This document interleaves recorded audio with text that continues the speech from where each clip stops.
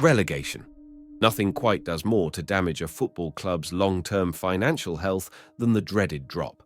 As the Premier League becomes more lucrative with each passing season, the financial gap between the top division and the Championship grows wider, making relegation an increasingly terrifying prospect for clubs fighting to survive. But what does relegation actually do to a club's finances? And why is it feared so much? I'm sure we all know that the things that matter most for a football club's financial health are revenue, wages, transfer effectiveness, and debt. So, let's break down how relegation impacts these key areas, using examples from clubs that have experienced the harsh reality of the drop.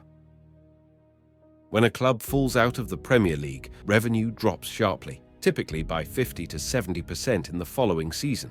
This dramatic fall is mainly due to the loss of broadcasting revenue, which forms the bulk of a Premier League club's income.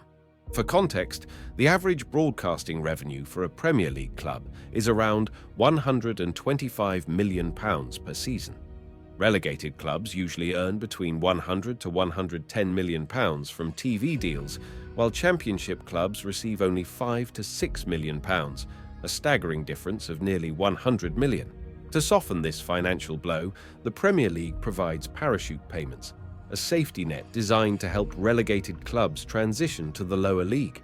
Here's how they work. In the first year of relegation, 55% of the previous season's broadcast revenue is given.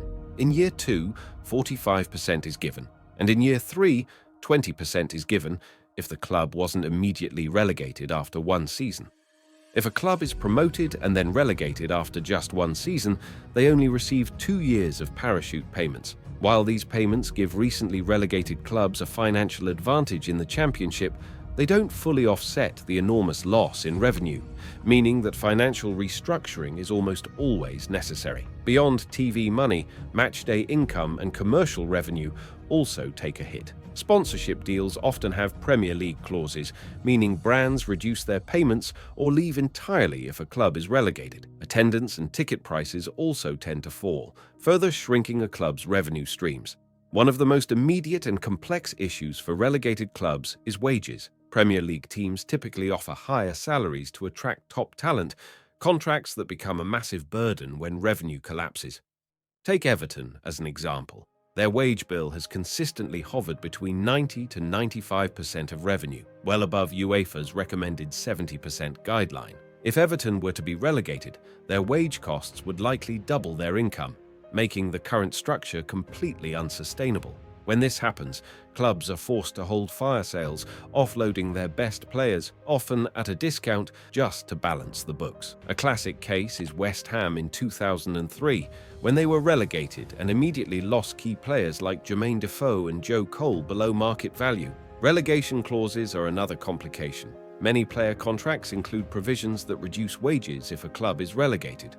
While this helps financially, it also means that top players are more likely to leave, weakening the squad and reducing the chances of an immediate return to the Premier League. The challenge is simple. If you don't cut costs quickly, the club risks financial meltdown. But if you sell too many key players, it's harder to bounce back. Debt can turn relegation from a setback into a disaster.